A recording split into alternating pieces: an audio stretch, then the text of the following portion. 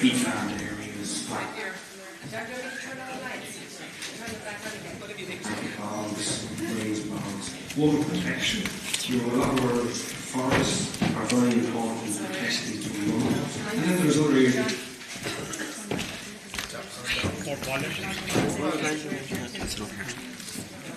Agricultural features. I don't think.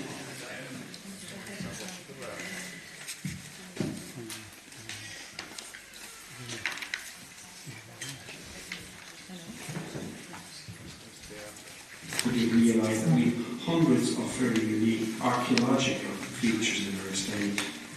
One really incredible statistic is that over 200 million tonnes of carbon is embedded in our forests ourselves. Forest has an incredible role to play in the whole area of climate change. I think we're the original green company that's out there because we've been doing it for 20, 30, 40 years. We're involved in things like renewable energy. So when you go out to Rathenreed down in Wicklow, you have the footprint of a wind farm, and then around that you have forests. We have recreation trails in that area. So I think if we were to capture what we're trying to do, Rathenreed is probably a very good example of recognising the multiple benefits of forests and managing it in a way that gets the best out of it for both the state, generating economic wealth, but also to society at large.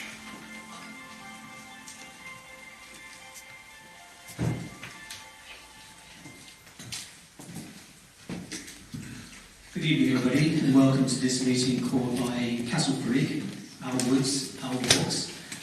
My name is Dominic Carroll. I'm the elected chairperson of the campaign. At the table with me is Breda Cooney, who is the secretary of the campaign, and John Callahan is also the treasurer of the campaign and is going to operate any technology that we call upon this evening. You're all very welcome to this meeting.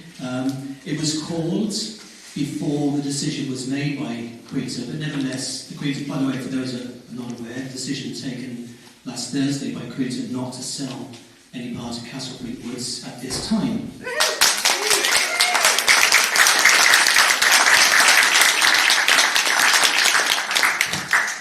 And nevertheless, we felt it would still be useful to have a public meeting. And the theme of the meeting tonight is in three parts. You've seen it on your own agenda. It's to celebrate the success of the campaign, to contemplate, in other words, to consider, to review the campaign's strategy and its activities, and to learn some lessons. And why we might need to learn some lessons is because we had to formulate plans to ensure that Castlefreeke Wood stays in public ownership, and also because we want to develop the forest itself and the amenity to its maximum potential. So this meeting is still opportune, and it's great to see such a fantastic turnout this evening. And you see from the agenda there are actually 4 items, but the 3 main items, 1, 2, 3. At the end of each one of those, there'll be a short presentation. It will be opened up to the floor, and people will be encouraged and invited to make their own contributions. So that first item is the celebrate, and it is fantastic that we've managed to preserve the woods, protect the woods from being bought. You don't need me to tell you the importance of the woods, the beauty of the woods, the walks, the forest itself, the bird life, the wildflowers, the wild animals, and so on. A lot of which you don't see sometimes when you're out walking, but we know they're there, and we know they depend on the forest as it currently is in order to thrive. And so we know it's a wonderful amenity, and it's just such great news that we'll be successful in preventing it from being privatised effectively. A section of it perhaps, but who knows, in the long term perhaps the objective was to privatise the entire forest. How do we achieve that? Because I think first of all, the general public stood up and made their feelings known about this. Initially, at a public meeting called in Rathbarry by Councillor Christopher O'Sullivan, at which there were over 100 people in attendance on a Friday afternoon, which is itself a wonderful occasion, so unusual to see that kind of an event. And then the public meeting that was called a week later, again organised by Christopher, at which there were over 300 people present. And then we instituted the walks in Castlefreeke Woods on a Sunday morning. I think one of our walks were over 100 people walking, and that was a great community occasion. But it's a lovely occasion for not only expressing our feelings about the woods, but also recognising why it is that we wanted to preserve the woods, because those walks on a Sunday morning encapsulated everything about the woods and our commitment to keeping them open, and for that to happen in public ownership. It is the case that the woods could have been sold. I've learned recently that in recent years 10 acres of the woods have in fact been sold. So there's no reason to believe that these proposed 65 acres wouldn't also have been sold by Queensland had it not been for the fact that people mobilised in such large numbers. And as I say, on Thursday evening we received communication from Richard Lowe, who is the Land Solutions manager in Queensland, saying that after due diligence process carried out in relation to the request to purchase a section of the land, the process is complete and Queensland will not now be progressing with this request. The prospective purchaser in the Southern Star said that Queensland informed me on a call yesterday that they decided not to proceed with the proposed sale of land based on the breadth and depth of feeling in the community against it. So one could, I think, justifiably say people power has succeeded in tandem with support from public representatives. And I consider that to be a form of active democracy. And I think we deserve a round of applause.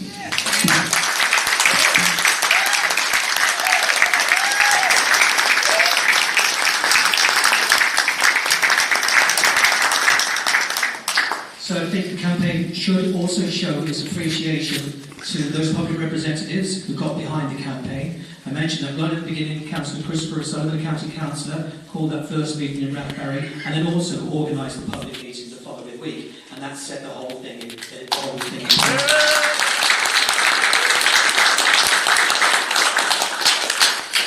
Public meeting, well, first of all, there were public representatives in Rathbarry, but the public meeting was attended by Jim Daly, TD, the Minister, Margaret Murphy O'Malley, TD, Michael Collins, TD, Cork County Councillor Paul Hayes, Councillor John O'Sullivan, Councillor Danny Collins, Councillor Christopher O'Sullivan, and Councillor Joe Carroll.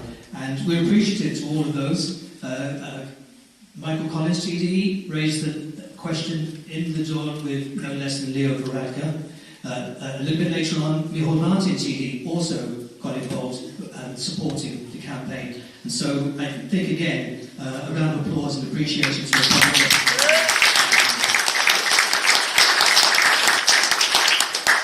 And not seeking a round of applause or indeed appreciation, but just to inform you that the committee was formed at the original public meeting, and in alphabetical order consists of Tony Bees, myself, Paddy O'Connolly, Rita Cooney as the Secretary, Kieran Doyle, Francis Milner, John Callahan, Marianne O'Leary, Donovan Loughlin and Christopher O'Sullivan.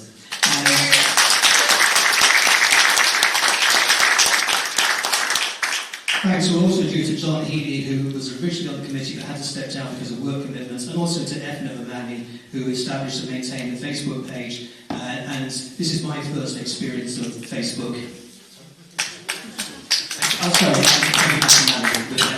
And it is, as I say, it's my first experience with Facebook, but I can see how it's a powerful tool in a situation like this. No good for our kids, of course, but for a campaign, it's a very useful tool. So as I say, the meeting is split into three main items on the agenda, and I want to allow an opportunity for people to speak at the end of each one. And so I'll throw it open to the floor now if people would like to throw in their own topics worth about just how we were effective, but bear in mind that we'll be talking about how we're going to proceed in later items on the agenda. So just kind of we'll stick to the item itself. Bridget, sorry. I'm just wondering how we found out it was happening in the first place and why it wasn't public, and how can we stop that happening again? Was this leaked? Okay, so rather than just providing answers, we'll just continue to keep it open to the floor a moment. And I'm going to ask Margaret Murphy O'Malley, TD, to speak. Thank you, Dominic, and indeed you're very welcome for the support. I'd like to start off, I suppose, by acknowledging the work that Councillor Christopher O'Sullivan has done throughout of all of this.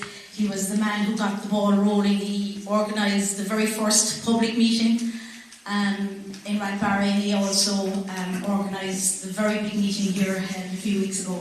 So I think a round of applause is due for Councillor O'Sullivan.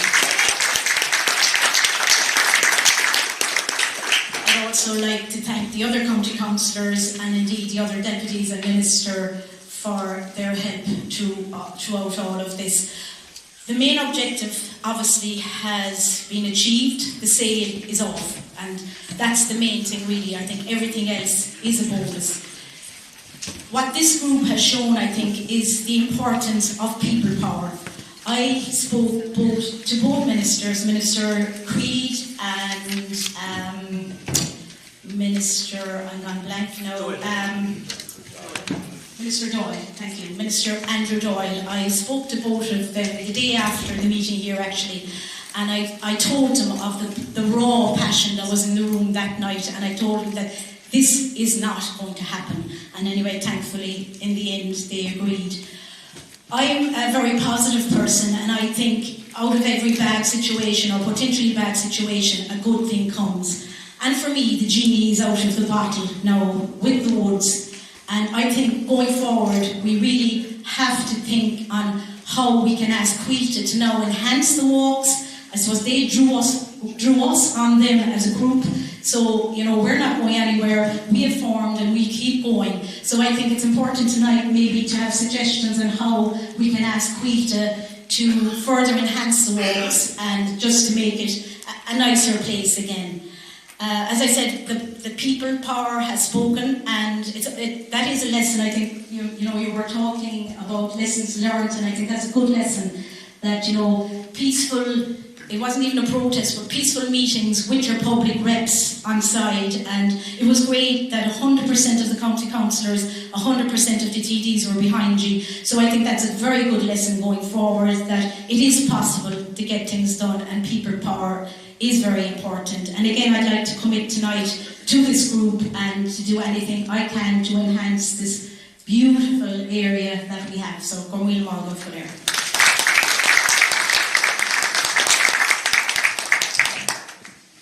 Yes, Michael Collins, TD. Yeah, I want to. Michael, would you like the microphone? Yeah, sure. Put your hand up and we'll come to you next.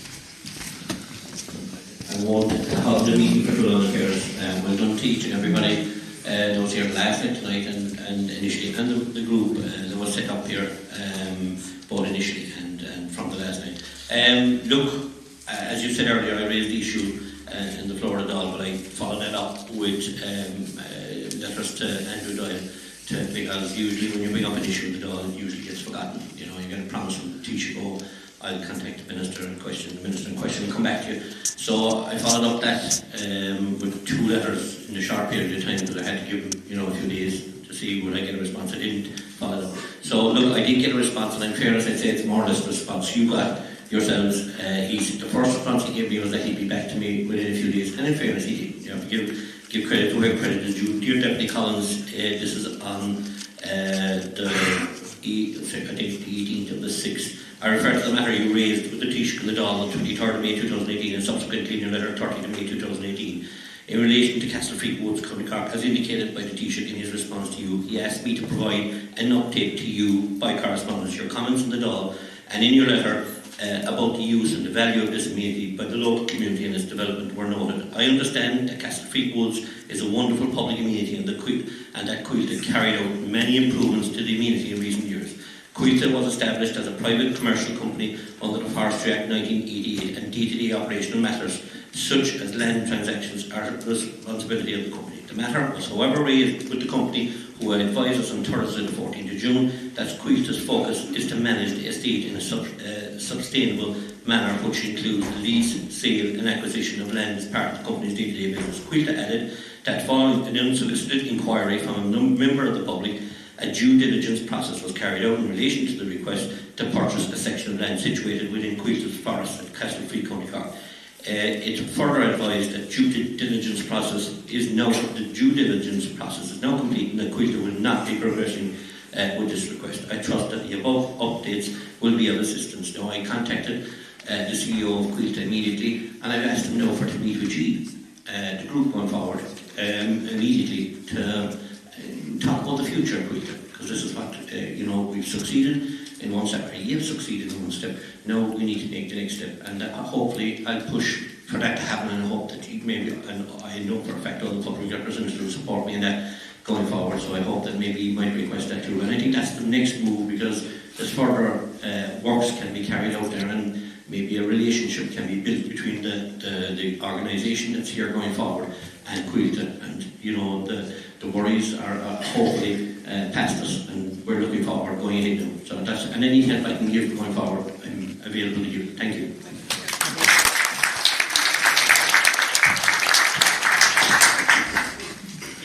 I would just like to say that Catlefreeke in itself is very important when it comes to tourism.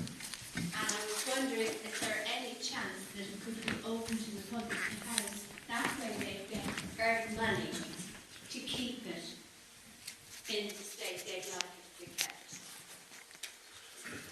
You know, You're talking about the Castlefreeke, the old stately home. You're saying that should be open to the public? yes, because it's important tourism. Well, I think there's only two ways that can happen. The owner agrees to open it to the public on his own terms, Oh, obviously. or it's nationalised. Yeah. Well, I'm in favour of that. I don't think it's likely to happen. anyways, it's a wonderful place. Yeah. Let's keep it. Just before we move on, there are people standing at the back, and there are some seats here. If people just want to come forward and take a seat, there's 1, 2, 3, 4, 5, 6 seats here at the front. There's another seat there, 7, and there's one over there, 8. So just let people grab a seat first of all. We're going to be here till midnight, so you don't understand. Well, actually, I'm just going to call Conor Green as a representative of Jim Daly TD, and then we'll come to Roland. Good evening, folks. I recognise a lot of faces from the first public meeting we had done with Castlefreeke. And I just want to say on behalf of Jim and Jim's office, thanks so much for organising tonight's meeting. Unfortunately, Jim is out of the country. He's on ministerial business, so he just sent me in his place just to represent him. I suppose the first we heard about the sale of lands was we started getting a lot of phone calls into the office. I think it was last week in April, I think it was. And I know Jim wrote directly straight away to the CEO of Quilta seeking clarity of the issue. So I was glad to pick up the phone to Dominic on Thursday evening, Dominic, after reading the Star, or I saw the front page of the Star, and I suppose everyone was wondering what was going to happen next. So I was delighted to pick up the phone to Dominic, I think it was about 4 or 5 o'clock Dominic on Thursday, and give you the clarity from Quilta, from the CEO himself, and there was no sale of lands. So look, I know Jim has already forged a connection with the CEO of Quilta. He's been there to meetings about this issue himself. So look, just want to reiterate that the office and Jim's office is there to help with anything going forward.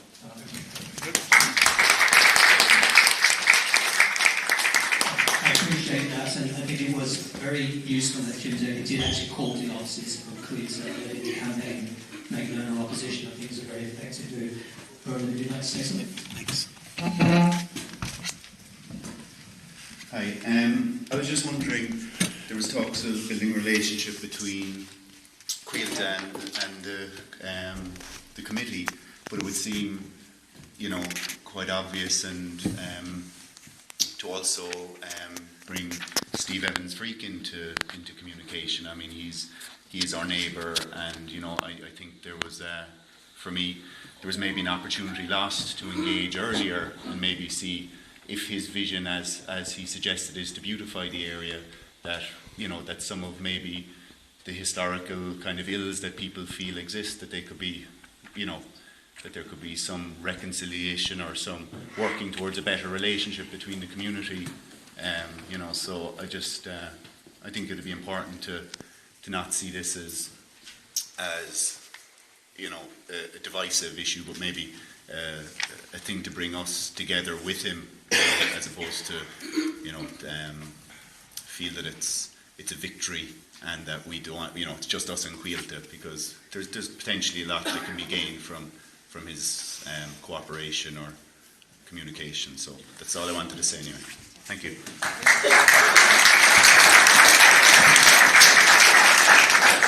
So just before we press on, we've got these other items on the agenda. So what Roland has brought up there really, I think, falls into the next category of the third item, the formulated plan going forward. So I think we'd say that we dealt with that first item to celebrate, and I think we've all enjoyed that. It's been useful to just reflect on the efforts of all of those involved. I think it's, as they say, not normally prone to cliches, a good news story.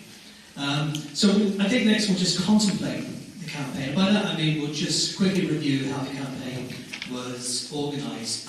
We've already mentioned that there were meetings, public meetings, formation committee, and the walks in the woods, etc., to demonstrate the extent of public opposition. We've been communicating with supporters through the usual means, emails, phone calls, word of mouth, Facebook, etc. Lobbied all the various public representatives, organised a media campaign, and it has to be said that the 2-page article in the Irish Mail on Sunday was entirely effective. I think it must have been quite a significant concern to Crete, I think, when they were considering their response to the proposal to buy part of the woods. We continued to lobby Crete, we wrote letters, emailed and phoned them up, and eventually we did receive that call to say that the sale would go ahead. I'm conscious of time, and I'm going to read quite quickly, but I think it's useful just to read the text of the letter that we sent into the Southern Star this week, which will be published.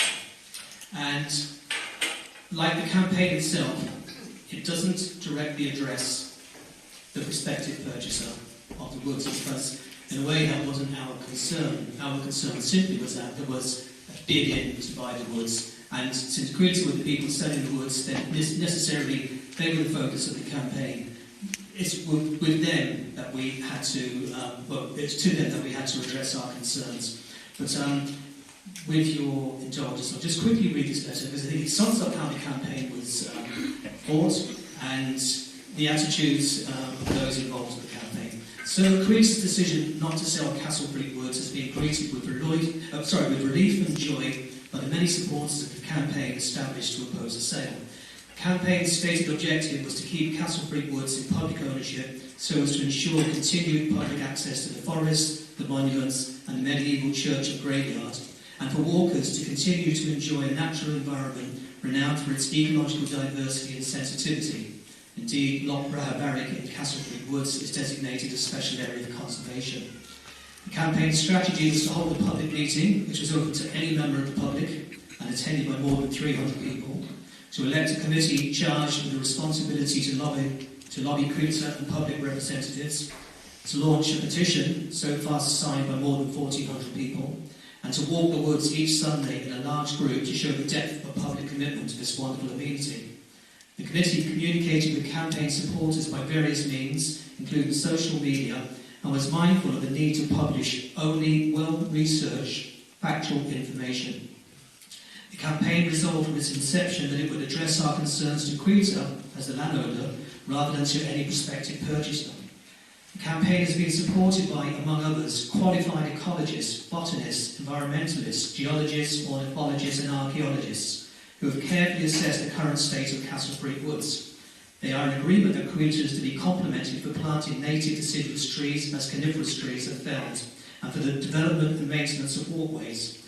They've also contributed to a plan still in preparation. By that I mean the qualified environmentalists, geologists, etc.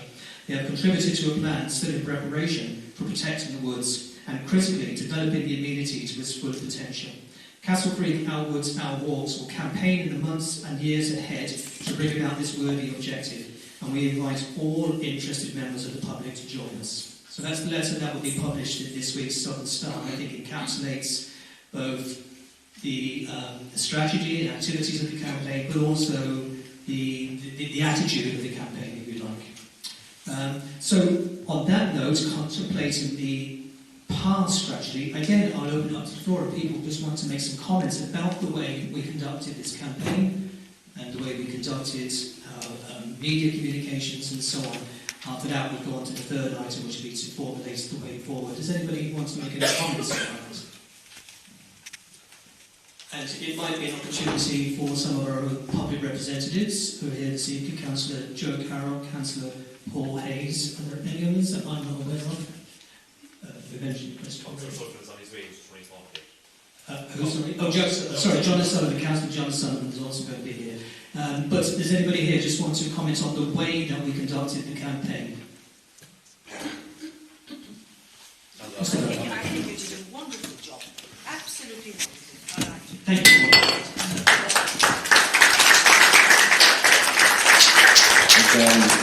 I'm only going to speak once because I don't want to have it forced, but I might also touch on the next item. Is that okay, Dominic? I don't want to ruin your agenda and take it out of the hassle. But look, I just want to, in terms of the way we conducted this campaign, which I think should be commended, I just want to to read out a quote from an online version of a Southern Star article.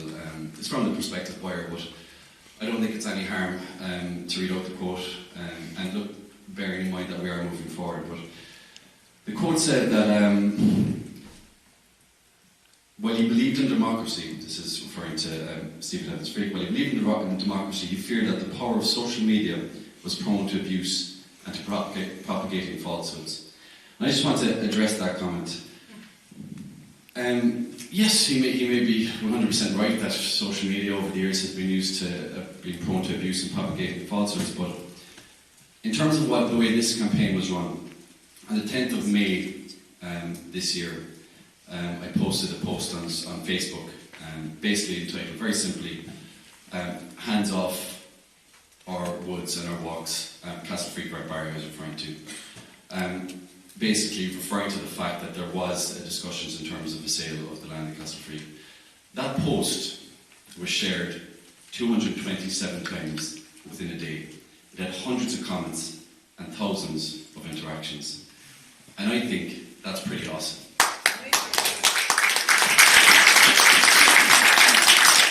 So while social media may be abused, I think it can be a key tool.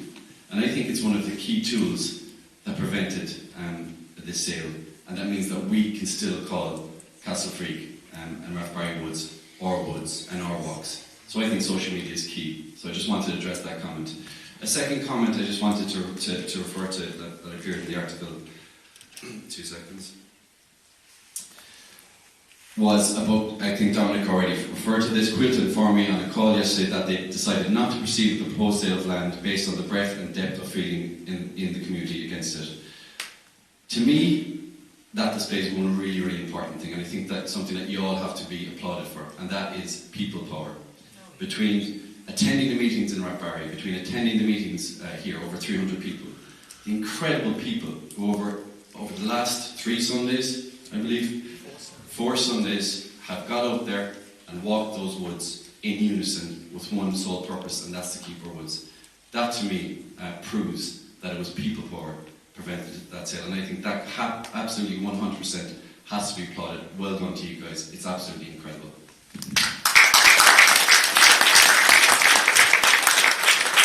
Just in terms of moving this forward and forgetting about the past, and I think we have achieved something incredible, but there are strategies that I think that we do have to implement going forward.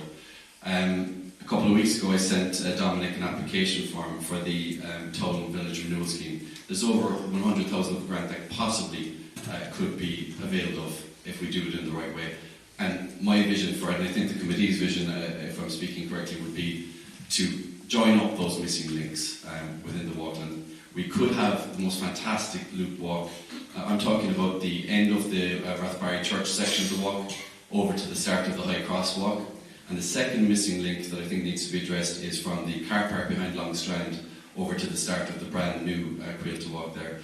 I'm hopeful we just managed to get it in before the deadline, so now it's about a bit of political pressure, and I'm asking the public reps here in the room today to join us in putting a bit of political pressure on availing of that fund. 100,000 could go a long way, and done with cooperation of whoever, the whole community out there, and we can achieve something.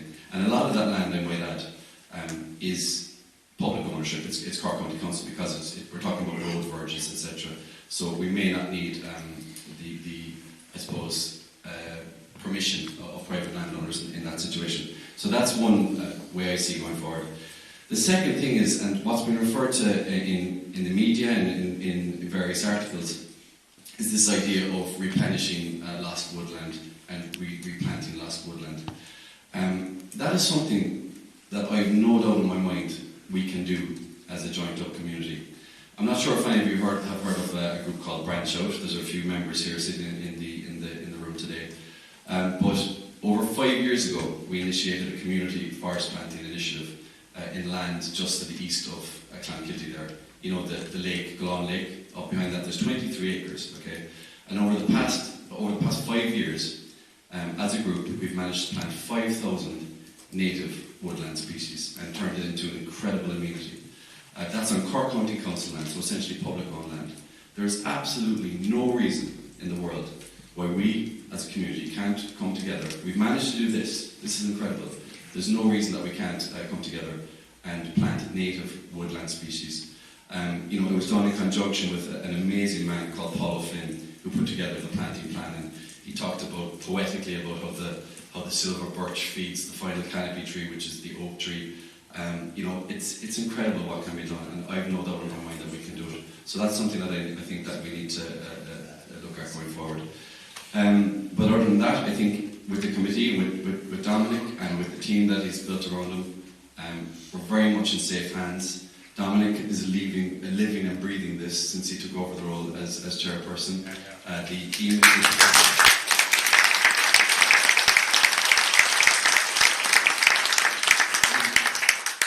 you'd attest to this, that the mailbox has been absolutely flooded with emails. I'm finding it hard to keep up myself, but he's doing an incredible job. So I've no doubt that there's people on this committee with a lot of vision, a lot of drive, and the most important thing, something that we all share, I think, is huge passion about Castlefreeke, Rathbarry, Woods.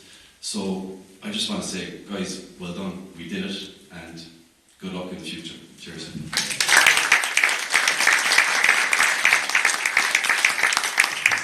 Thanks, Christy. So we'll move on to the third item on the agenda. You might notice as well on your agenda that we've also got elections, as we call it, to the committee. So in other words, if you're interested in being on the committee, if you want additional people to join the committee, then we'll come to that later in the meeting. You can be contemplating it now. Also, your slips, or on the agendas, I should say, are slips that you can tear off and hand up. If you're interested in joining one of the subcommittees that we're going to establish, we'll talk a little bit about those in a moment. But basically, we're going to have subcommittees, we think, to consider the walks, the trails, to consider the flora and the fauna, in other words, the trees and the plants, the kind of trees that should be planted in Castlefreeke, the kind of felling that should take place in Castlefreeke, and so on. Another committee will consider the archaeology and history. In other words, it will attempt to draw up, I suppose, initially a catalogue of all the archaeological items of historical interest. But anyway, as I say, we'll talk a little bit about those later on, but they are on the slips that are on your chairs, and so that gives you a better idea of what it is that we're talking about. We're encouraging people to join those subcommittees so we can build up some expertise, because we need knowledge. I think many of us involved in the campaign felt rather uneducated about the woods when we first got involved in this campaign. We just thought there were some trails through some trees, and it turned out there are obviously deep ecological issues at stake. So, to move on to this third item of the agenda, obviously, although we've built up great momentum and we've now succeeded in preventing the sale going ahead, we can't call it a permanent solution because it bid could be put in the future, perhaps a bigger bid. And once again, Queen's would be obliged to, and I think, and others in the campaign think that in order to prevent that happening, we need to actually continue to operate the campaign, basically establish it on a permanent basis. It should be said that during the course of the campaign, one of the objectives that we formulated was that the ownership might be transferred to the National Parks and Wildlife, which is a subdivision of the OPW. But others have said that perhaps Creator itself, in partnership with people in the community, can actually continue to manage the woods. And that's something that needs to be discussed and negotiated. And others again have said that perhaps they should be put into a public trust. So that these are some of the options. One could say that really it comes down to three options.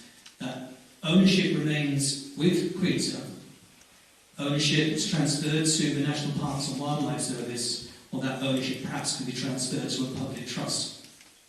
So we all know the importance of maintaining the woods. We've talked about the woods themselves, and the monuments, and the medieval churchyard, the natural environment, the ecological diversity and sensitivity, etc. And as I say, that's why we want to set up these subcommittees to develop our understanding of these issues. And just at this point in the meeting, we're just going to have three short presentations about these various items. In a moment, I'm going to ask John Callahan to talk about the importance of the walks and the trails through Castlefreeke. Then Jonathan Loughlin is going to talk about the general environment of Castlefreeke. And then Marion O'Leary will talk about the historical and archaeological importance of Castlefreeke. And I'm asking each of our three speakers to limit themselves to a 3-minute presentation. Everybody start your watches. So John, if you'd like to tell us about the walks and the trails. Most people that go to Catlefreeke, they go there to walk or hike. So it's so important that we're going to develop the walks over there to the best standard that we can get them to. Now, I think what we're proposing is there'll be 2 circular trails of roughly 40 minutes, and there'll be a bigger circular trail of about an hour and a half. And it would be best, I think, to have these trails all weather that can be used all year round, because there's a problem there with flooding and people can't use them in the winter. That'd be our biggest problem. It's okay, I think, for local people because we know the place over there. But when visitors come to the area and they're sent out there from the tourist office or from hotels or guest houses, they can't find it, they don't know where the trails are, they get lost. So it's important that we're going to get proper signs, a proper trailhead, with all the information on a trailhead board, a proper map, something like this one here. And I suppose, you know, the links of the walks and all the information would have to be up in at this trailhead. Also, I suppose we'd have things like bench seats for sitting on, picnic tables around the walk, and it, you know, as I said, it has to be done to the European standard so that people from other countries will understand it and so on. With regards to the walk itself, I'm just going to go through here with you. Here is the car park at Longstrand by the Puffin Cafe. That's where the trailhead will be. The car park itself has to be developed more, and the walk will go along the beach, I suppose, or maybe along the top of the sand dunes here as well. And it'll cross across the sand dunes and down by the rowing club.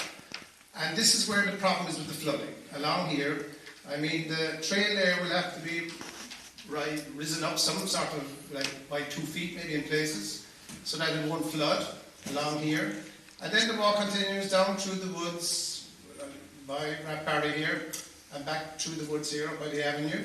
And now the whole idea is all of this trail will be off-road to make it safe for people. And along here, this off-road is, you know, by the castle, and it comes out here then onto the road. And this half a kilometre here again is where there's another problem. We will have to have a path on the side of the road to make it safe for families and people to walk there. We can't have it the way it is.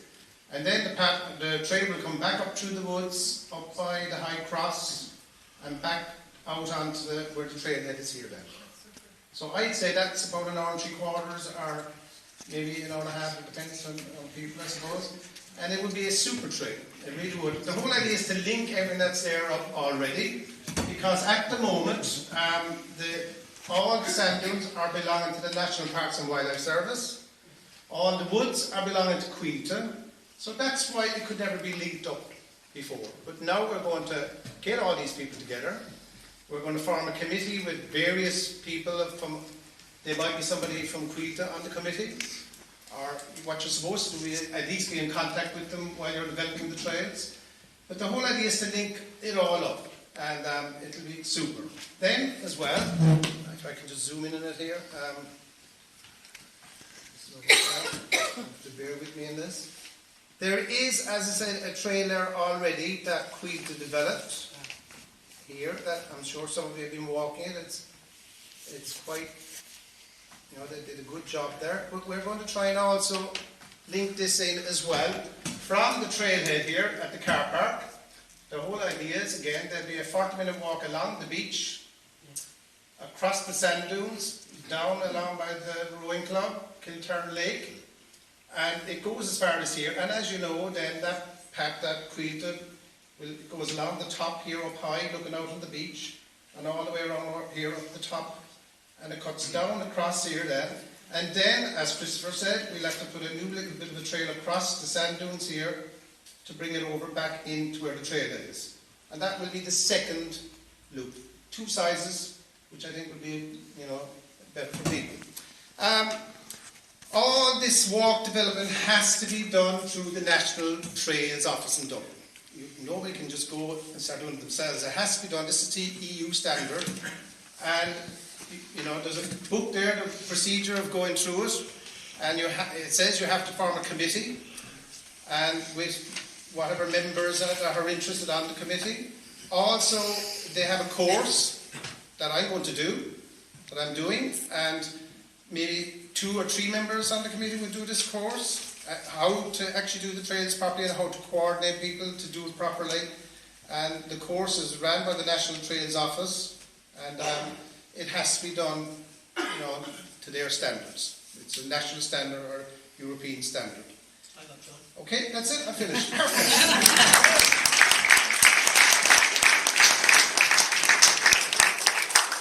Thanks for jumping on it. And I think it should be said that in addition to the intrinsic value of the walks that John has outlined there, I think if we can get behind these kind of initiatives, it will surely communicate to Greta and others, Villager, Agriculture and so on, that we're committed to the woods and that we're actually involved with the woods on an ongoing basis, and that surely will make it next to impossible to sell, one would hope.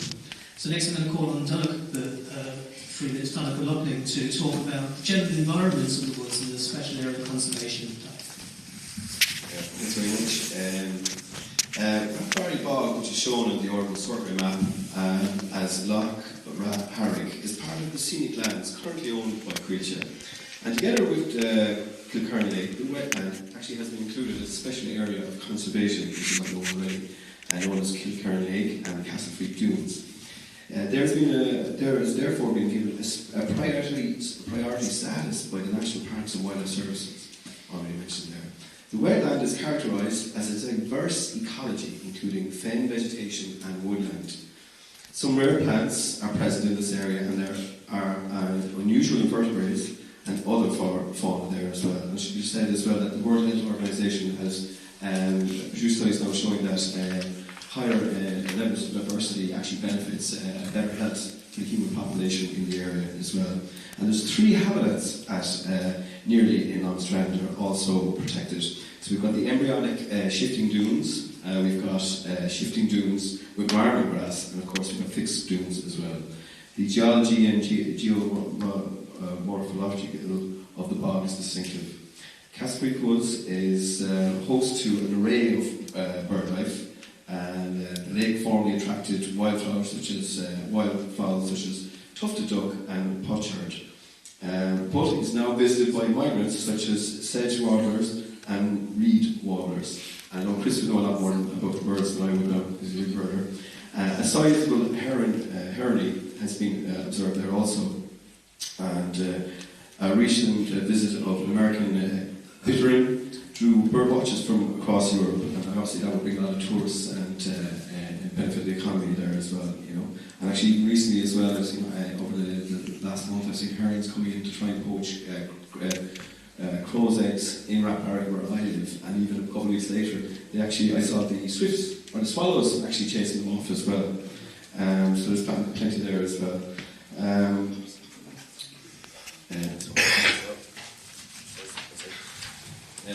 So this obviously is a major tourist attraction, offering a rare combination of beautiful strands, extensive dunes, and true coastal lagoons and forest. And along the Atlantic coastline of France, similar features are preserved for public and are strictly regulated. At Castlefreeke, some of the Demesne forest has been downgraded, obviously because of commercial deforestation by Creature. And I should say as well that I've actually, in the last few years as well, I've been also there at the east end of Clonakilty with Chris and the lads as well, and going on planting trees there with my family, and it was a great day out. The community rallied me with food, and we cooked up food and everything was great.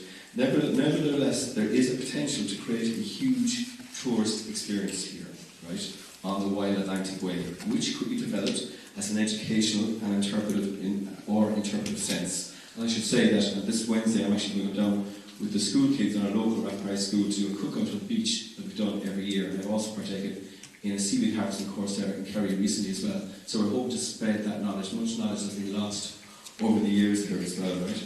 And just to note as well, there's monuments of archaeological value, including a prehistoric ring barrow, a circular enclosure, Rathbarry Church, which was built in 1303, and its graveyards, and also 2 mass paths and other traditional walks there.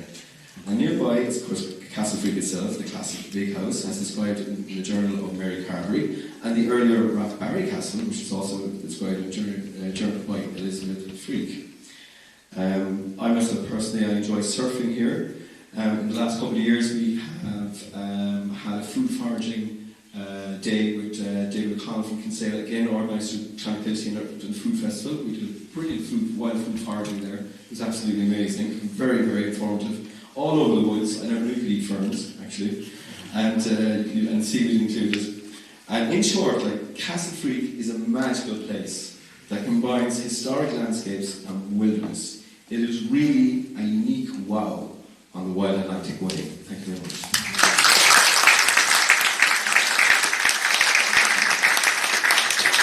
So in a moment we'll return to formulating our plans for going forward with the campaign. Just before that, I'm going to ask Mary O'Leary just to give us a little outline of the historical and archaeological interests within Castlefreeke. And can I just ask people, with legal permission, can I take a photograph, probably for publication, but certainly for use on the Facebook page? All of these archaeological monuments are listed in the Record of Monuments and Places, and as such are protected under the National Monuments Act.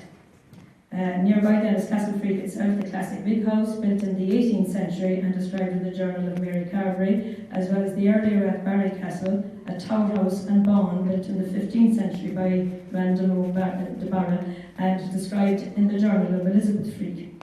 These buildings, as well as 3 early 19th century gate lodges and tall rubble stone walls of a similar date that surrounded the Nissen, have been recorded by the National Inventory of Architectural Heritage, NIAH, due to the retention of their historic character and are included in the Record of Protected Structures, the RPS, meaning that they are protected under Section 4 of the Planning and Development Act of 2000. A fine limestone high cross, then the tallest in Ireland, is also located along one of the walking trails. It was erected in 1901, depicts intricate scriptural scenes, and likewise it is recorded in the RMP. That's the Record of Protected Structures. Taken as a historic landscape, this semi-natural area enjoys an excellent level of preservation and integrity due to it having essentially escaped development in recent decades and because of its role as a place of continuing veneration. This contributes to the authenticity and cultural, aesthetic and spiritual value of the place. The landscape is important at different levels, many of which combined constitute a unique and precious place, both as heritage and lived experience. Thank you.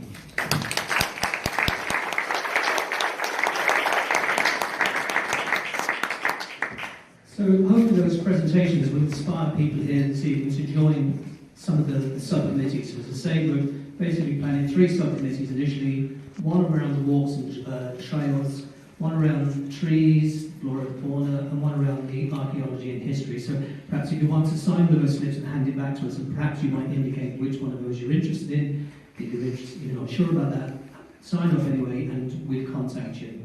So now we're just going to conclude the meeting, as it were, by talking about the long-term campaign that's ahead of us. Just before we move to that, at the end of the meeting, we're going to ask people to make a small contribution just to defray campaign expenses, as they say. I mean, really looking at no more than 20, 30 euros from everybody.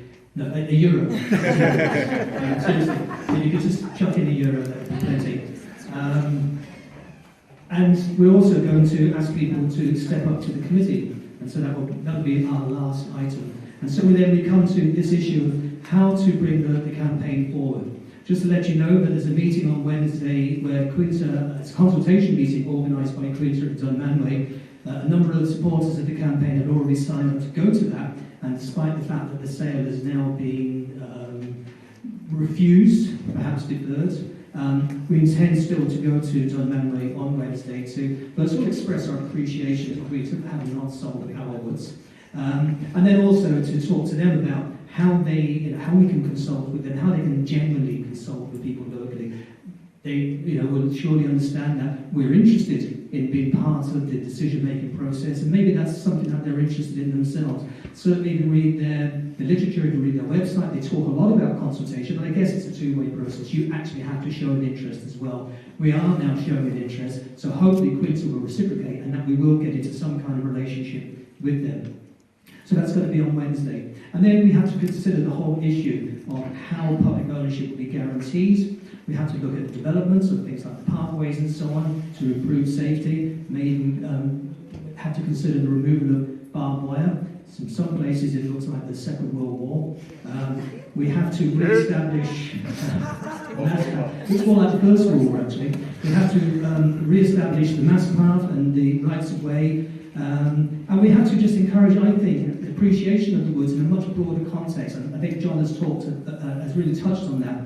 You know, it has to be seen in the context of the dunes, the lake, the walk, the village. And then, you know, as others have said, we need to delve deeper into the woods to better understand them as an environment. And I think on that basis we can develop just a new appreciation of the woods themselves and preserve both the natural environment and the history and folklore associated with them. And so I'm going to open it up to the floor and see people's ideas about how we can continue to move the campaign forward. Queen Casey.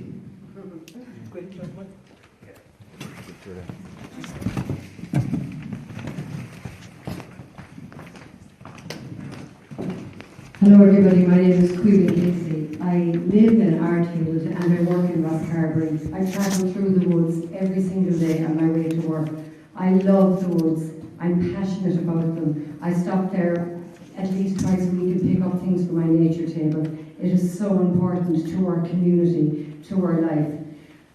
I have no specific qualification to be on the committee other than my love for the woods. What I want to propose tonight is that the Catlefreeke or Woods or Walk campaign now becomes an organisation. I want to put all of your support on a permanent footing. So I think if we create an organisation, so what I would propose is that people who join the organisation, €2 per person. So we build up membership, we're 200, we're 300, we're 400, we're 1,000 members. We're very powerful then. And I think if anything happens, we can mobilise so fast. I think the other thing that would be important for us is that as an organisation, we meet 3 or 4 times a year for these kind of meetings to talk to the committee and to find out where the organisation is going. When you join the organisation, you give your email address, so you're constantly in contact with the committee. We can't all be attending meetings, we can't all be on committees, but we can all give our support.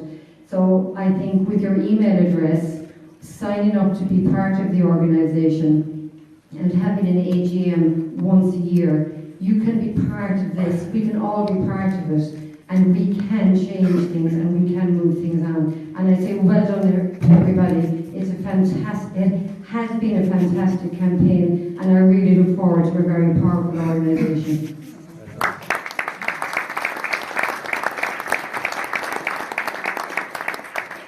Thanks, Queen. So as people put forward their ideas this evening, let's just see if they have support. So you're proposing that we have a membership-based organisation. Is that something that people are interested in? Put up your hands if you are. I think you actually have to put out your agenda a little bit more clearly as an organisation. Agreed. Yeah, we do need to improve communication. Anybody against that idea? I know I sound really negative, but I think this is all jumping the gun because until the land is actually owned by the public, I can't see how you can link any of the walks. The dunes, if it will not be a walk because you can't walk in dunes. Sorry, Chris, go ahead because you know more about that. Well, I think Chris just wants to address that and then we'll come to people who want to speak. No, in terms of the linking of the walks, Bridget, like you raise a really good question, but I've stood out there with 3 council staff, and we've gone through it.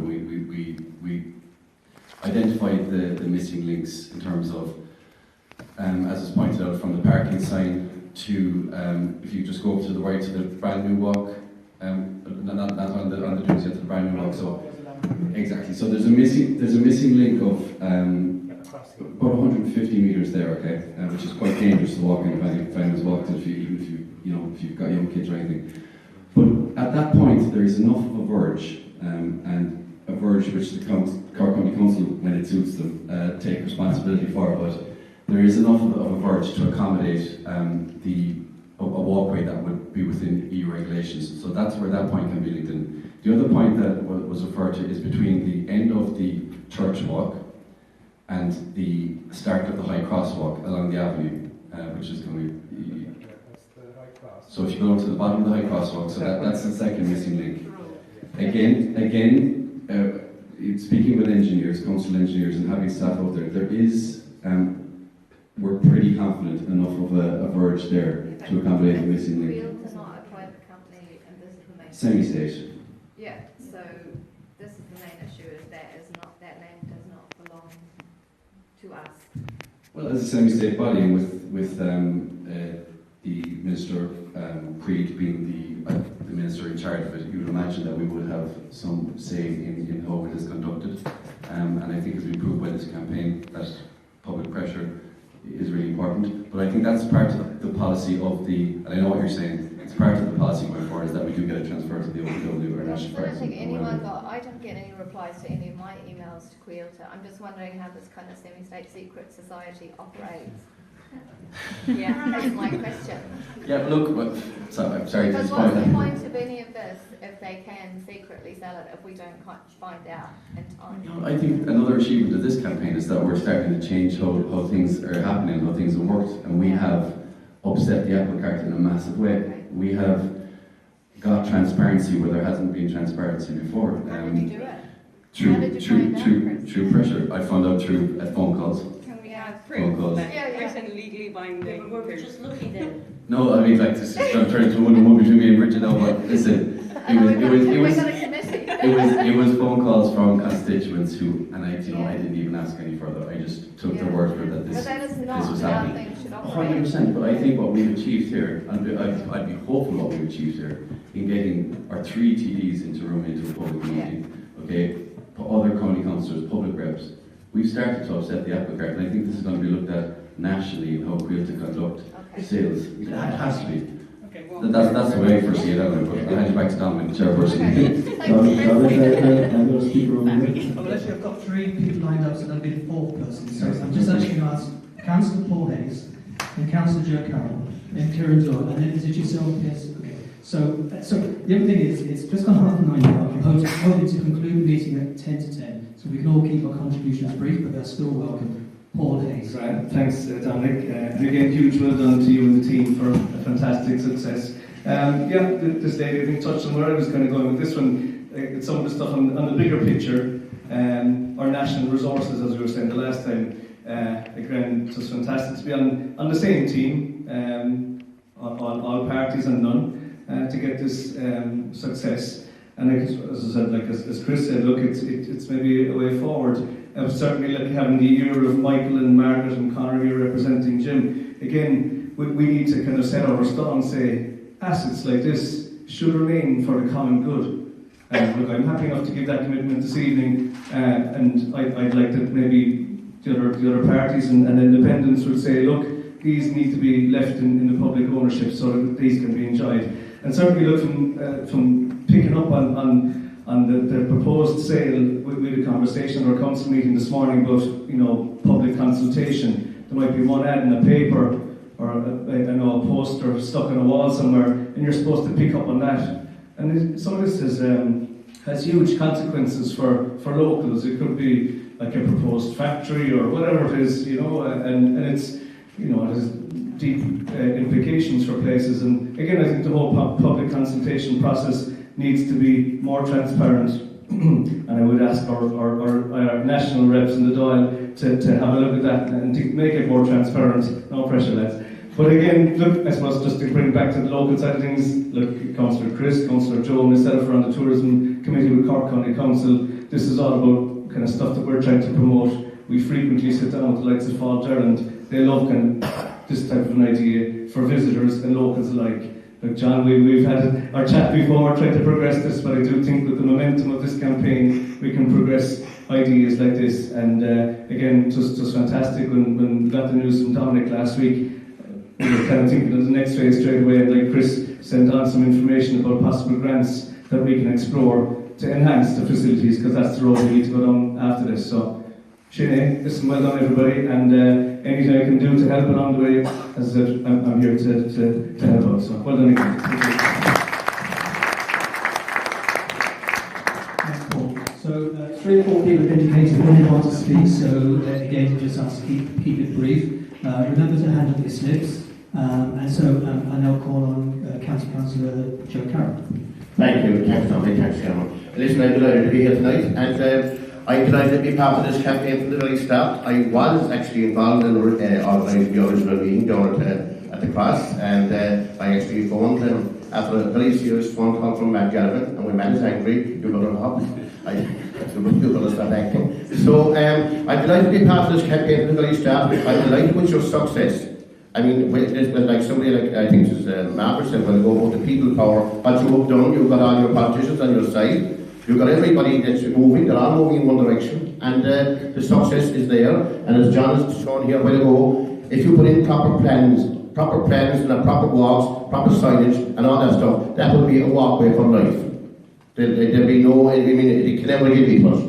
If you put your stamp on it, and do it properly, and do it through the national trails, walks in Dublin. Again, as I said, one thing I'd like to mention there is an article on the paper, the local paper there, where it seemed that the man in the house seemed to think that you were all very naughty people, I don't know, that he didn't sound at all like a man who would put barbed wire across the entrance or let a dog off, I don't know. But then again, I think maybe he has very good ideas, and maybe he wants to deal with the people now. Maybe now he realises that he has to deal with the people, which is very good. And maybe there should be a compromise going on. And again, I wish you, I wish you all the way through with my councillors in the Tourism Committee in Cork County Council. We're driving on West Cork as much as we can, and Castlefreeke is one of the gyms in West Cork. Thank you. Twice this evening, people have proposed that this campaign should in fact get into consultation with the prospective purchaser, which is Mr. Stephen Evans-Free. Can I just get an indication from the floor if people think that's a good idea?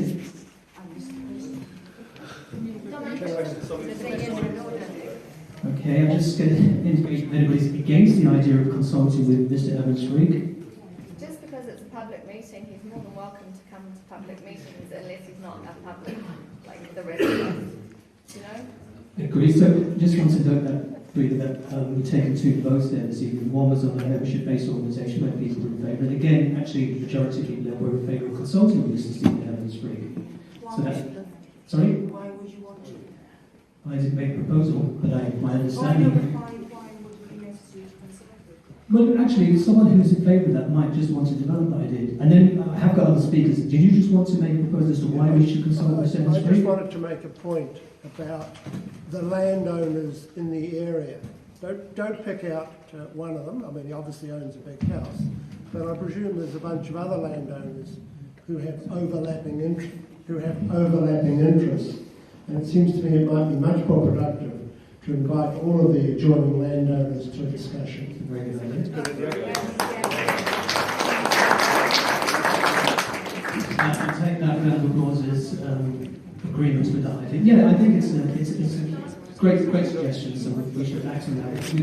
We need to consult all of the landowners living in adjoining lands.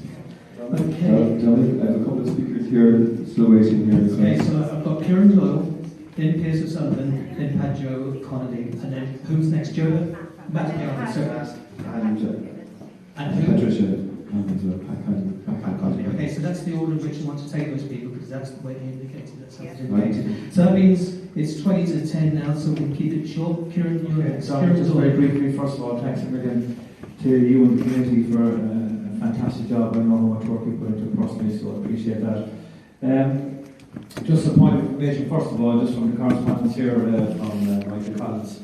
He says Crete was established as a private commercial company. Everybody keeps calling it a semi-state body, but it worries me then when you see on print coming from the Department of Agriculture and Food that they call it a private commercial company.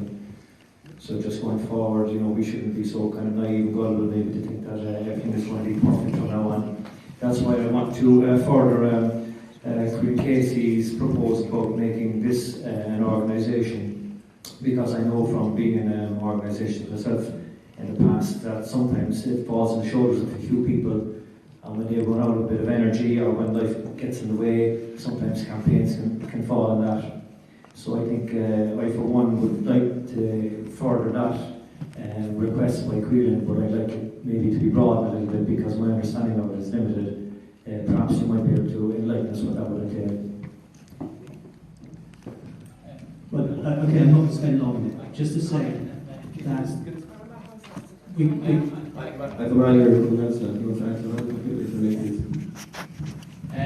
I can clarify that from a judgment in the European Court in 1996, Quilter was deemed to be a public company. That's very important. Sorry, just have to clarify one thing. It basically comes down to two things. First of all, we launched a campaign. From that, we elected a committee. At an AGM, the committee would have to be, a new committee would have to be elected. The basically argument is questions who would be eligible to attend an AGM and vote. Clearly, members. So it seems to me just logically, you must have a membership-based organisation. And I think any member would have to be committed to keeping Castlefreeke Woods in public ownership. So in other words, would be open to anyone who felt it should go into private ownership. And secondly, I think it's also about momentum. That word has been used a few times this evening. It seems to me that it's the best way to maintain the momentum of the campaign is actually to have a membership-based organisation. As Quillen said, allows you to count your membership. And if you can build up a membership of 200, 300, 400 people, that's a formidable organisation that Quillen and others will have to take seriously. The campaign is a nebulous kind of a thing. People who have to deal with campaigns live in the hope that they will eventually fizzle out. And generally they do. And so that's why a proposal has been made by Quillen and seconded by Kieran to turn into a membership-based organisation. So, I mean, the vote here this evening, I guess, should be deemed to be advisory in the sense that the campaign committee will now go back and consider it and then report back to those people who support the campaign at the moment. So other speakers includes next Piers O'Sullivan, then it's Patrick O'Connelly, and then I think Matthew Galvin wanted to come in again. So Piers, again, we just have to give you a brief. First of all, well done to everyone and what you've achieved so far. I apologise, I haven't been here or just haven't had the time. My father was very much involved in Doneraile Park, and they have an organisation set up in Doneraile for dealing with the OPW and the parks. And I spoke to him roughly, just very briefly on it, and yes, an organisation is essential going forward. He is also willing to meet us, share the insight on how they've developed Doneraile and Doneraile Park. They've opened a restaurant and a cafe there, and he would be more willing to meet committee and pass on any bits of information that would be valuable to me or give you any insight in that. Second of all, I do think we should meet Stephen Evans-FREKE or his representatives. He has very easily got on paper and stated that he wanted to develop. We also want to develop. But we got to know what's in his mind. There's a bigger picture here, there's a lot more land, there's a lot of other things that are happening. But we need to keep, as the old saying goes, stay close, keep your friends close, keep your enemies closer. And as a neighbourly gesture, reach out, talk to the man and see what he has in his mind. And I just think, I did one or two small things yesterday. I spoke to a couple of neighbours, I spoke to a couple of friends. One of the most shocking things that I did hear was that, look, he hasn't got it. If he does buy it and if he closes the walks, then we'll act. And that's very, very, I think that's terrible for our parishioners and locals and friends to be with that attitude. We've got to snuff that out. And also there was another attitude, no, I'm not to make a comment here, just probably repeats what I'm going to say. But there was also comments made that was personalised. I can't speak, I haven't been at any meeting, my apologies for that. But I think the way the meeting is conducted here, and what I've heard and what I've seen, this has not been personalised. But that's the persona that's out there. On the walks, Barry Tully Towns, I know from past involvement with them, have also had a development plan put forward in the Tully Towns seating walks and all that, and it was something that they were working on up to 6, 7, 8 years ago. I'm just going to show this point. It might also be worth reaching out to our Barry Towns as regards what they have and what structure they have for walks and all that. Because the one thing, we have to keep this community together and go forward as a complete parish and locality and develop the tourism, which everybody's speaking about here tonight, but develop it in a well-respected, involving everybody. Thanks.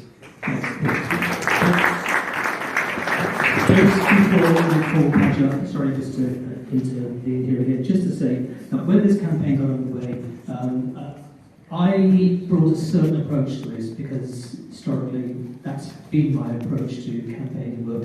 And I met people on the campaign who really took issue with that, and I think I learned something from it. And the people who said that really the objective is not to oppose, it's to protect. But the idea is to protect the woods. And that's the kind of stance that should be adopted. And equally, people said to me the importance of not personalising the campaign against a prospective purchaser. I think we're a small bit guilty of that here this evening, so I think, we need to just kind of redress that again, maintain moral high ground, as it were, in that, just to, I think it's important that we address ourselves to Quinta, but going forward, other organisations and so on. The suggestion that was made there that we should meet with all landowners in the area is a very good one, because obviously they do have an interest, and people do have a legitimate interest in the land, on which they live or that bounds where they live.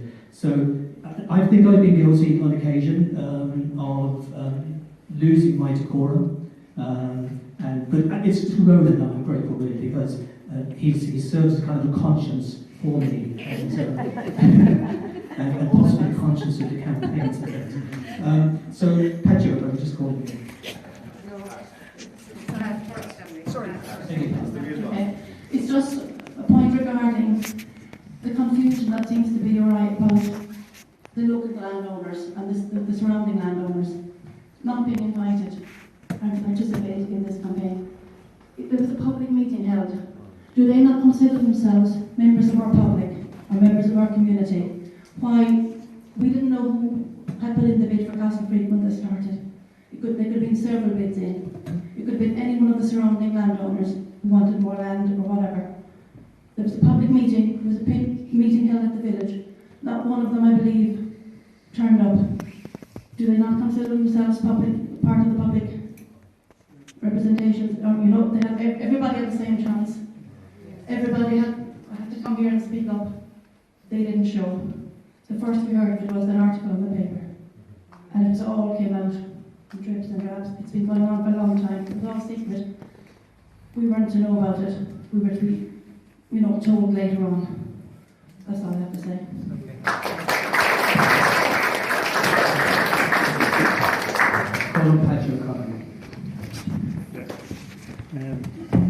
Dominic, start off by saying 100 million thanks to yourself for the patience you displayed with all of us pounding you with emails on a continuous basis under the pressure that we were under.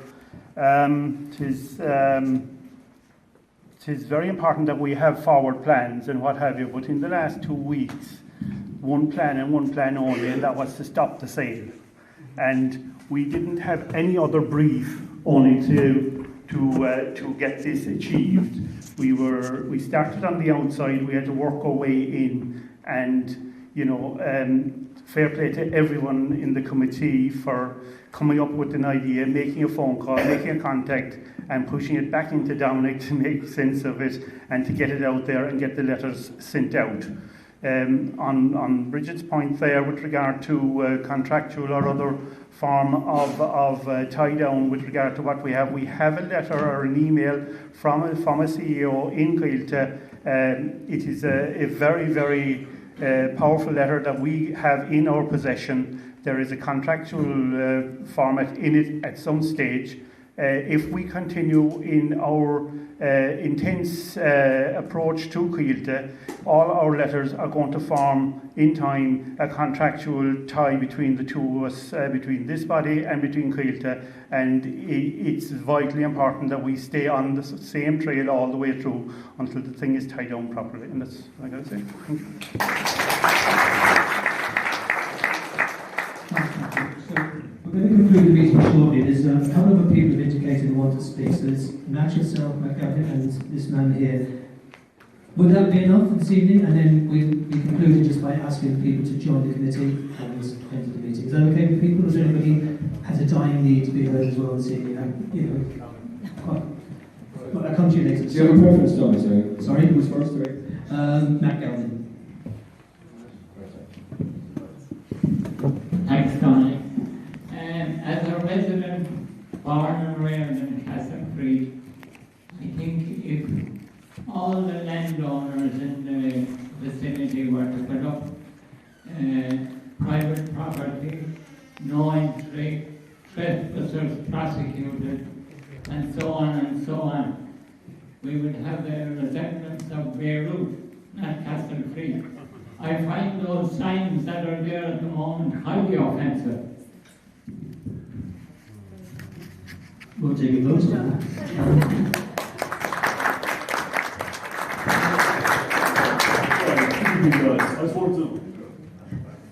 I just want to say thank you all for your really thoughtful and sincere thoughts on the woodlands here. My name is York Evans-Freeke.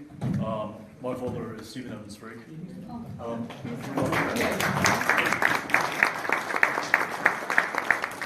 Thank you and warm welcome. I must apologise on one account. From the beginning, we should have consulted the local community. But also, I'm not, I guess, one prone to shock, but when I first saw what they did at the top of that hill, it was ravaged, desecrated. I mean, that struck a really strong emotional chord with both my father and our family, and we've said we have to act. And we were trying to figure out how the hell do we prevent that from ever happening again.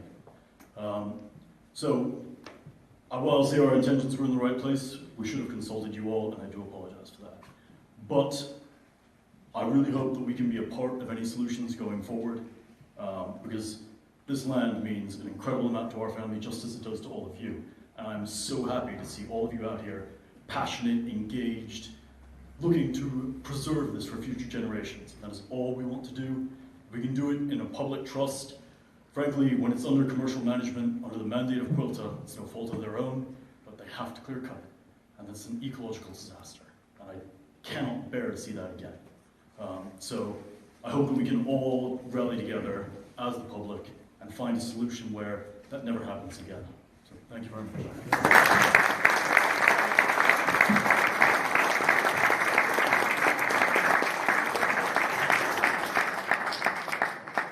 Thanks, Yori. I think there's one other person indicated who wanted to speak. It's an issue that's been raised there about clear cuts, and these are the things that do need to be discussed with Peter. There might have been a misapprehension arose during the course of the campaign. All those who was in favour of maintaining public ownership had no issue with the way that it being managed. But of course, there are issues to do with the felling procedures, the replanting plans, and so on and so forth. And a lot of people who have been campaigning around these issues for years and years have obviously had issues with this clear fell system, and that's where you simply designate an area, send in the bulldozers effectively, and wreck an area for a period of time.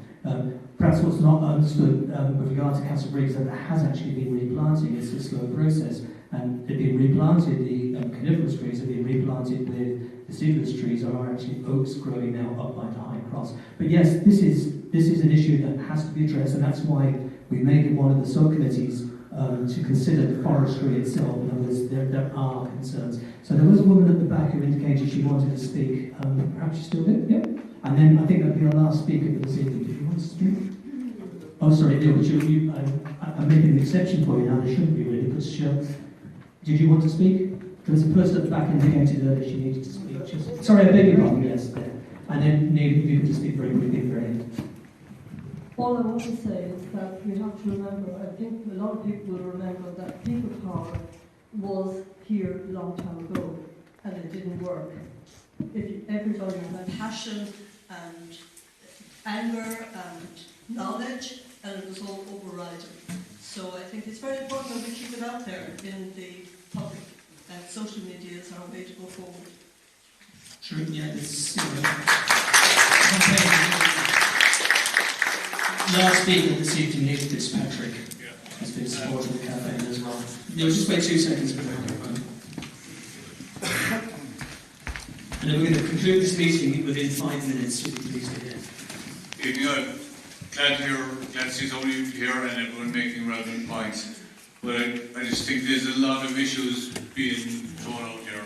I think we need to focus our efforts, first of all, to draw a plan, what we want to achieve, identify the routes we want to maintain, especially the pathways and walkways we want to maintain, the developments, the missing links in those, put it down on a 10-point plan, then set up clear lines of communication with all the involved parties, that's Queen, the County Council, all landowners surrounding, and inform our plan and see how we can get everyone to work together to achieve the goals. So I think we need to lay down our goals before we go forward. Okay, and I repeat, you agree with that? Yeah.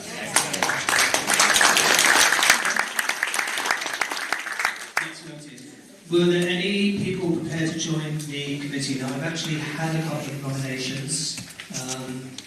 Esther O'Regan. Yes, I could second. Piers O'Sullivan. Yeah. Idella Donovan, do you wish to join the committee? Carol Hayes, the two. Carol Hayes. So these are subcommittees or committees as well. I'm talking about this, in addition to the subcommittees, the committee that's been running the campaign is trying to get more members onto it. So, Idella, are you considering? Sorry, I don't put you under pressure. Did you get my notes earlier? Sorry? Come back to you. Who? Sorry? I'm Neil Fitzpatrick. Yeah, Neil, are you considering joining the committee? I've called out the names there of of Esther O'Regan, Piers O'Sullivan, and Neil Fitzpatrick. Yorick Stephen Evans-Free.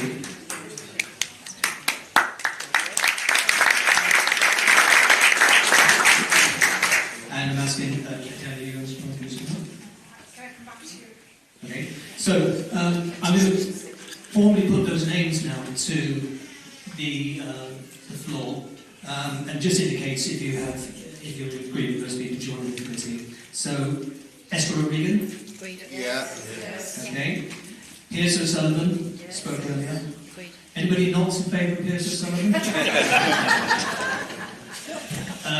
Yorick Evans-Free? Yes. Anybody opposed to Yorick Evans-Free joining the committee? Does he not have a material interest? Sorry? Does he not have a proprietorial interest in land joining? Sorry? Sorry, does he not have an interest apart from the group in Agreed? No, I'm not denying that it presents a problem, but the majority of people actually here voted for Yorick Evans-Free to join the committee. It does create a problem because obviously the campaign is set up to keep the woods in public ownership. Well, there's a majority vote. If you take out the abstentions, yes, there's a majority vote. Not everybody voted, but the majority of people who voted yes. It's an issue. It is an issue. Yeah, there's no doubt about it. No, hang on a second. There's a couple of ways this can be resolved. First of all, we have no conditions for joining the committee. That was one of the things that was mentioned earlier on about making it a membership-based organisation, where I suggested that a condition of membership would be that you would be in favour of public ownership of the woods, but that's not been established before this meeting. Will be voted as a policy to be considered by the committee, and we said that it would be addressed by the committee. So then, we then opened it up to the floor for nominations. There was of those that voted, most voted for Yorick Evans-Free to the committee. Are you proposing a private vote? It's a public meeting. It's a public meeting. Well, majority vote should be carried. not disputing that. I'm just saying if you want to make that proposal, then that needs to be voted on. Are you voting for a Okay, so the vote is a public vote. We're not going to conduct the vote again because we had a vote, and the vote was the majority of those that voted for Yorick Evans-Freake to be on the committee. When I asked for those who were opposed, and I had actually asked for with peers, I think people thought that was a joke, but I actually was trying to establish that people had an opposition. Similarly, I asked if there's anybody opposed to Yorick Evans-Freake to join the committee, and I think about 2 hands went up. I think I counted 2 hands. Now, that's the situation. And we move on. And actually, I'm going to ask the floor again. Do we want to continue this discussion about Yorick Evans-Freake joining the committee? Because I see already people put their hands up. And that's fine, and I take that. Please indicate you think this discussion is concluded. Put your hands up. Okay, that discussion is concluded. I'm just going to check. Put your hands up if you think it's not concluded, you wish to continue that discussion. No, so it's carried. The majority of people here, as far as they're concerned, believe that issue is carried. Now, I make no bones about it. This obviously will present problems for the committee, but we don't know. We're prejudging the issue. Yorick Evans-Freake will come to the next committee meeting, and we'll see how that works out. Okay? And, makes it interesting. No, Piers, actually, if you don't mind, I know it's frustrating, but it's not going to help, is it, if we continue any kind of discussion at this stage. So, thank you very much. No, I think that was it. The fourth item was the election of the committee members. And so, just again, as I said, we're only looking for tiny amounts of money. It's to defray costs such as postage and so on. And there will be another committee meeting. If you've got those slips, it shows you on the website and Facebook. We need to communicate with you, and you need to communicate with us. And that means that any of the issues that have been raised this evening, if you want to make your feelings known about any of the issues, communicate with the committee. And at some stage in the not too distant future, there will be an open meeting for all people who are interested in support the campaign. Yeah, don't forget to leave the slips of paper. Thank you very much. The meeting is concluded.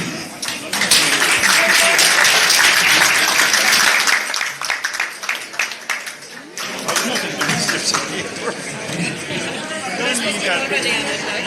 Yeah. Should we just say that?